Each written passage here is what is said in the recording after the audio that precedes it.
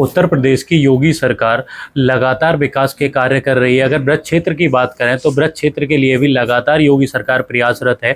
आज जो विकास कार्य ब्रज क्षेत्र में किए जा रहे हैं उस पर बात करने के लिए हमारे साथ में प्रदेश के चीनी एवं गन्ना विकास मंत्री चौधरी लक्ष्मी नारायण जी मौजूद हैं। उनसे बात करते हैं और जानते हैं कि मथुरा के लिए जो क्या परियोजनाएं हैं, किस तरह से यहाँ पर विकास किया जा रहा है, आगामी भविष्य में किस तरह से योगी सरकार यहाँ विकास करना चाह रही है। जी मंत्री जी, बहुत बहुत स्वागत है आपका। मंत्री जी, अगर विकास की बात करें तो ब्रज क्षेत्र के लिए किस तरह की योजनाएं आपके द्वारा यहाँ पर लाई जा रही हैं? देखिए, होली पे जब मुख्यमंत्री जी आए थे तो उन्होंने ये कहा था कि जिस तर्ज पे हमने अयोध्या और काशी का विकास किया है उससे अच्छा विकास ब्रजभूमि पे किया जाएगा जी और उसी के तहत उन कार्य प्रारंभ हुआ है।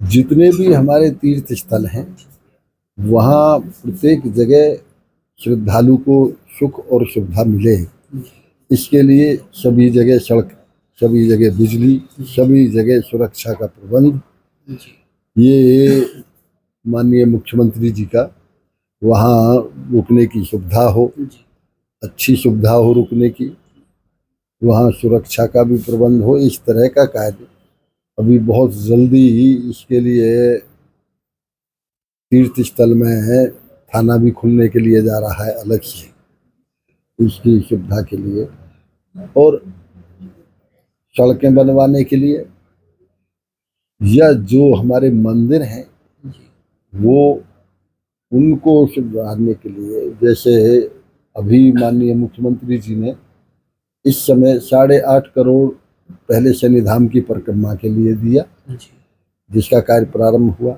25 करोड़ रुपए अभी रिलीज किया है तत्काल।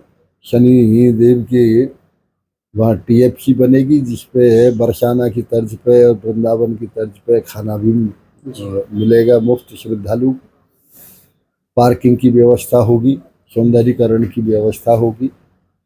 इसी तरह से चीर घाट, जो हमारे शास्त्रों में भी चीर घाट का जिक्र आया है, वो शारहा गांव है मेरे यहाँ, वहाँ 7 करोड़ रुपए वहाँ चीर घाट का सौंदर्यीकरण और डेवलपमेंट के लिए अभी जारी हुआ है।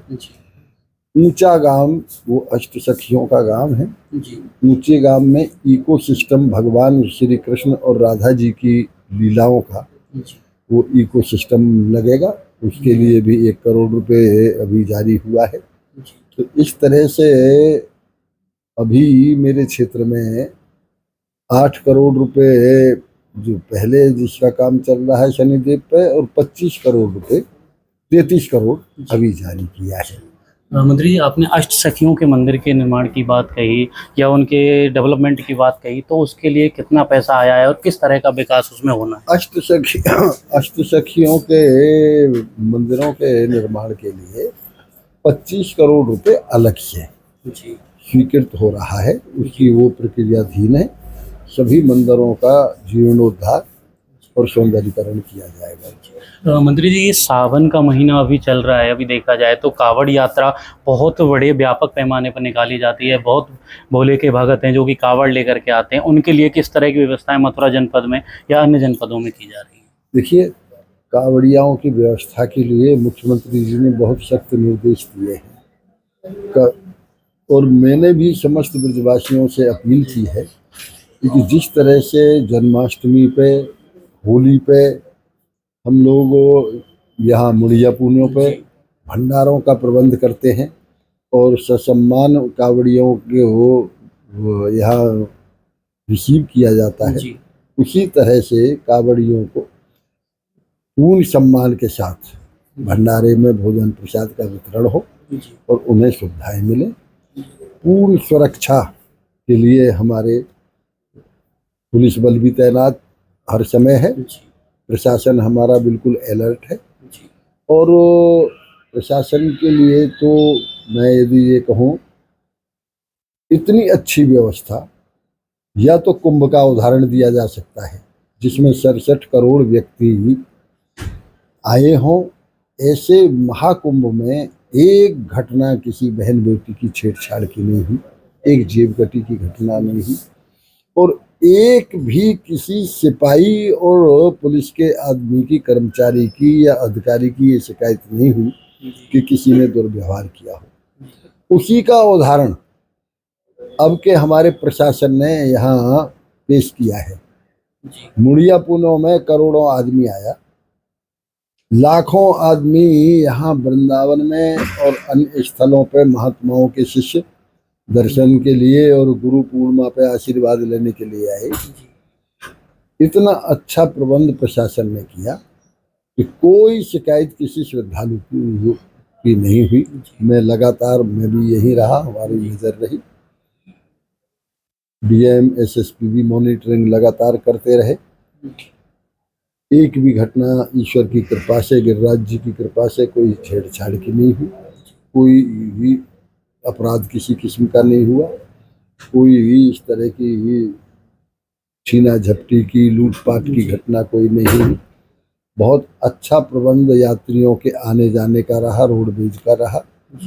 इसके लिए प्रशासन के समस्त अधिकारियों को भी मैं बधाई देता हूँ और समस्त जनता ने, ब्रजवासियों ने जिस तरह से स्वागत किया है उनको भी बहुत बहुत बधाई। समस्त ब्रजवासियों को गुरु पूर्णिमा पर सभी ने, जितने भी भक्त लोग आए, सबका बहुत अच्छा स्वागत किया। मंत्री जी, अगर हम बात ब्रजमंडल की कर रहे हैं तो ब्रजमंडल में इस समय सबसे बड़ा मुद्दा बिहारी जी कॉरिडोर का है।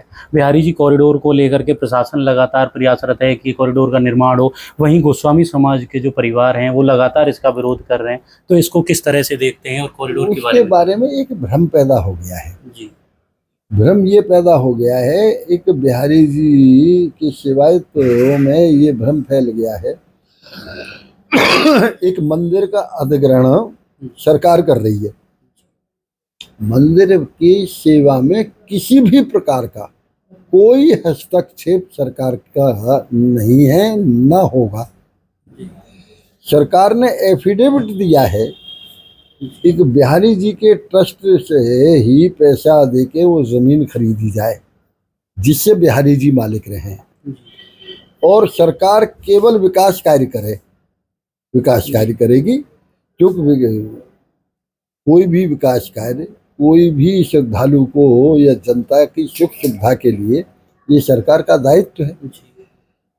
इसलिए उनको ये भ्रम है, उसमें ये भ्रम धीरे धीरे दूर हो जाएगा। ये समस्या हमारे सामने काशी विश्वनाथ कॉरिडोर में भी आई थी।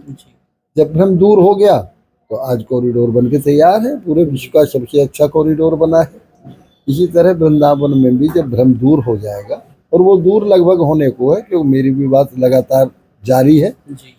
हमारा प्रशासन भी लगातार कर रहा है, हमारे आयुक्त भी लगातार उनसे संपर्क कर रहे हैं।